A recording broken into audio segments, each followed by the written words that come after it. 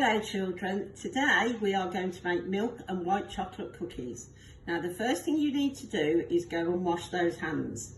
Wash them really well, which you should be used to doing because you've done it a lot in school. You then need to, if you've got one and want to wear one a pinny, if not, make sure your top's nice and clean. The ingredients that you need are 200 grams of softened butter, so not butter straight out of the fridge, it needs to be softened. 300 grams of caster sugar. I've used golden caster sugar because that's what I had in the house, but you can use white caster sugar if you want to. 325 grams of self-raising flour, and then 200 grams each of milk chocolate and white chocolate. Now I've used oldie chocolate, which is really nice, and I've broken it up into little bite-sized cubes. You need one single egg, a splash of milk, and some vanilla essence. Okay, the equipment you need is a baking tray or baking sheet with some greaseproof paper on. Now, if you've not got one this big, you can use smaller ones, but you might need to do them in batches, or just keep an eye when you put them in the oven that the ones above will cook sooner than the ones below. You also need an electric hand whisk. If you've not got one of these, don't worry, you can use just a normal whisk, just take a little bit longer to mix. Okay, I think we're ready to start. So the first thing we're going to do is you put the caster sugar in the bowl and then you put the butter in. Okay. You then need to take your hand whisk and very carefully, just on one setting, whisk the butter together with the sugar. This will take a few minutes. Just be careful you don't shoot it out the side of the bowl as you're doing it. Got to do it very gently.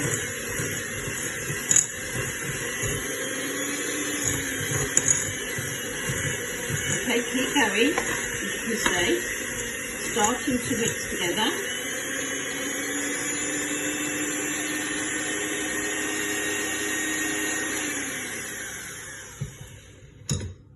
Now sometimes you will find that your butter gets stuck in your whisk. You just need to use a spoon just to push it out. Okay, that happens quite a lot because the butter obviously is quite thick compared to the sugar. Okay, and keep whisking.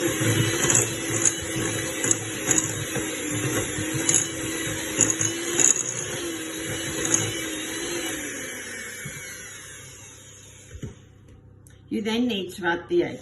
I will also be using a spatula to scrape around the edges. A spoon will do just as well.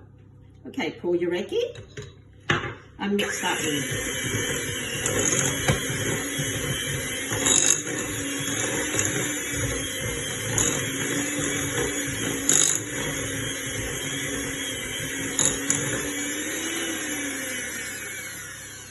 That will take a few minutes. If you are using a hand whisk, just be careful you don't lift it out of your bowl with it still switched on, because otherwise you'll be covered in batter.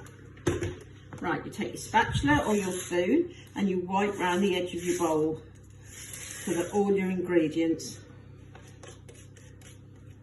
are free in the centre of the bowl. Right, now slowly we're going to incorporate, mix in the flour. Okay, just a small amount at a time.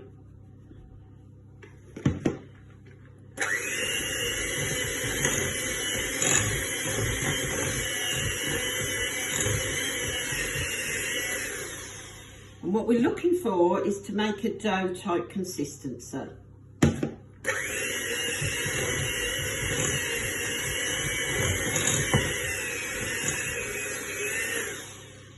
little bit more.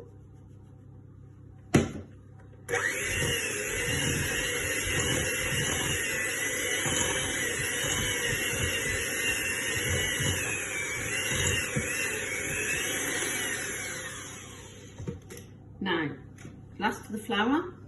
What I'm also going to do, you can add this at the same time as you add the egg if you want to.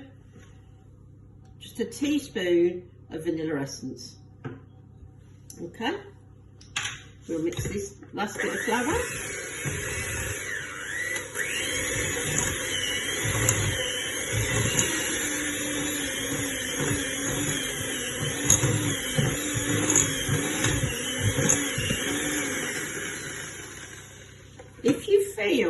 that your mixture is not like a dough when you try and push it together, you can just put a tiny, tiny little splash of milk in, which is just what I'm going to do, just a splash, and mix again.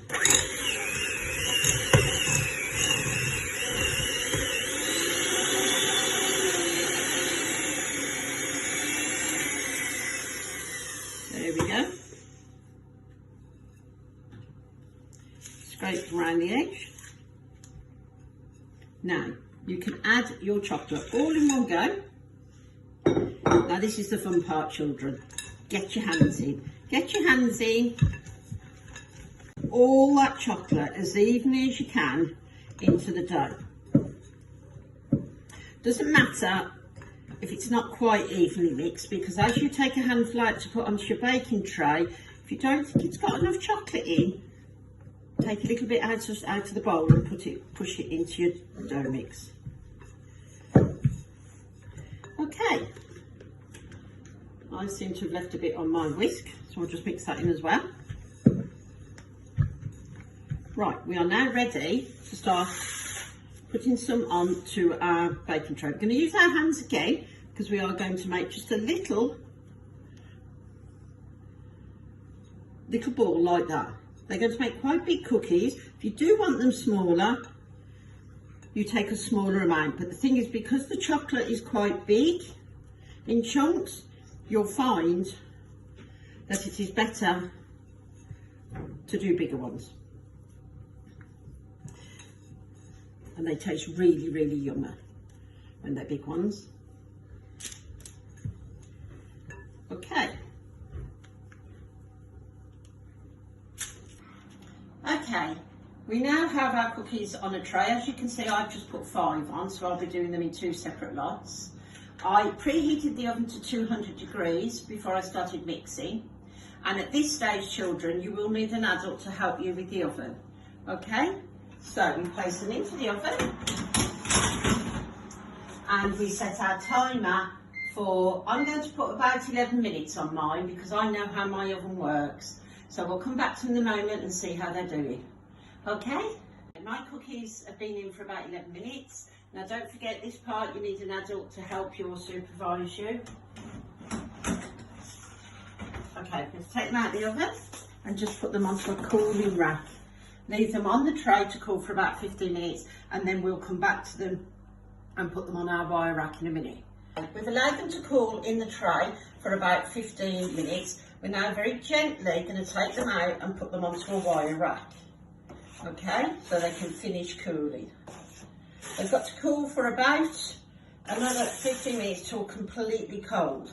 Okay, I'm now ready now to put some fresh greaseproof paper in and to put my second lot in because obviously they didn't all fit in. They are very big cookies, as I said earlier. If you want to make them smaller, just don't put quite so much. But they are very, very yummy this size. They've cooled down enough now, you can pop them onto a plate. Unfortunately, there's a few missing off my pile of cookies because I have children in the house that absolutely love them, so they've eaten them all. Okay, there's your cookies. I hope you enjoyed having a go at making them. Please send in some pictures if you do. And remember, part of cooking is also doing the tidying up. So make sure you wash everything up and clean all the surfaces down. Okay, have fun, children. See you soon. Bye.